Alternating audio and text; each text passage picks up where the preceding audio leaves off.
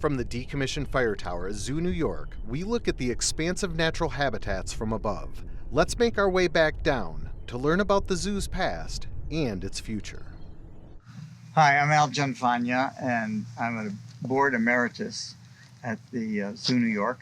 We've made great strides, and it's a wonderful organization.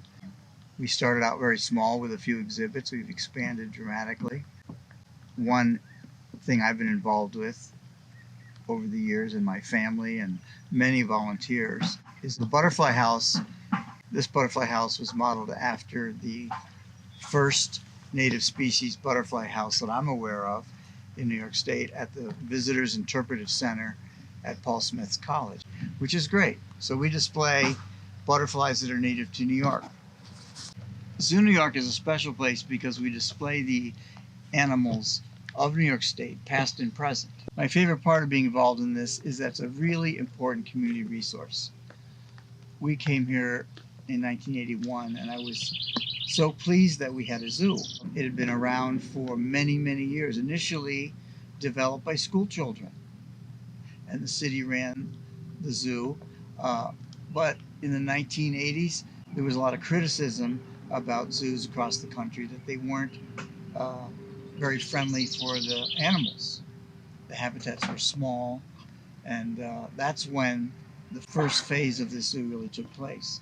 It was Thompson Park 2000, and the city, county, and state funded the renovation of the zoo. So now we have habitats that are really safe, secure, but also homey for these animals.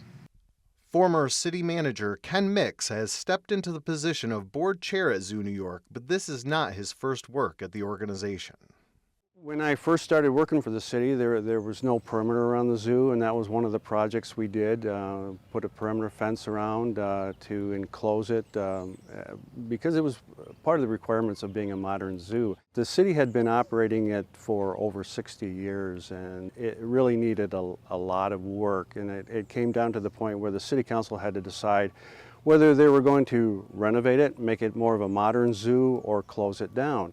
At the time, Thompson Park Conservancy was being formed. The idea was to look at the park as a whole, but some of the members were really interested in the zoo, and so they provided a proposal to the city council saying that if the city council were to make the first phase improvements, they would step up and operate it as a not-for-profit, and the city council agreed to that.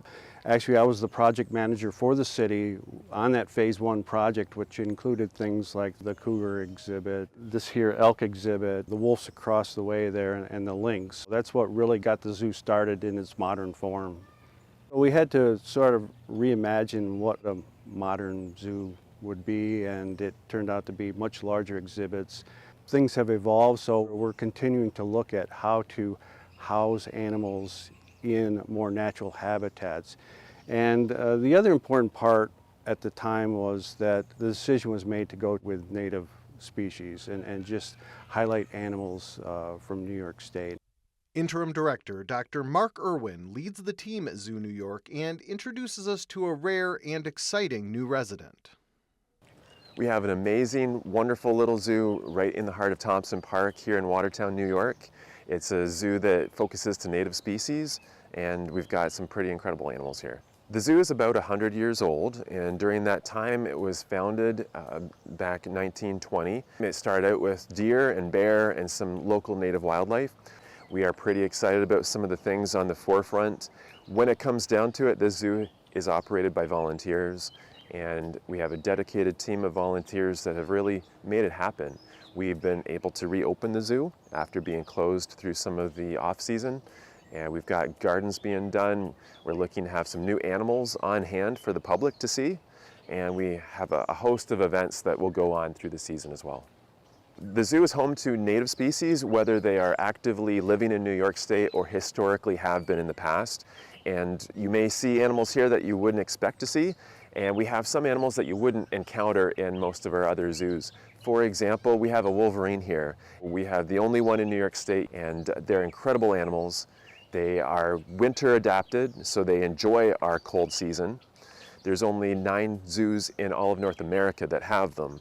So we've got some unique New York focused animals, and that's a really rare one. You think they're in your backyard, but they're really not. No one's going to see some of these species, and you can see them right here at Zoo New York. Take in the atmosphere and learn a little bit at the same time. From Zoo New York in historic Thompson Park, I'm Guy Carlo.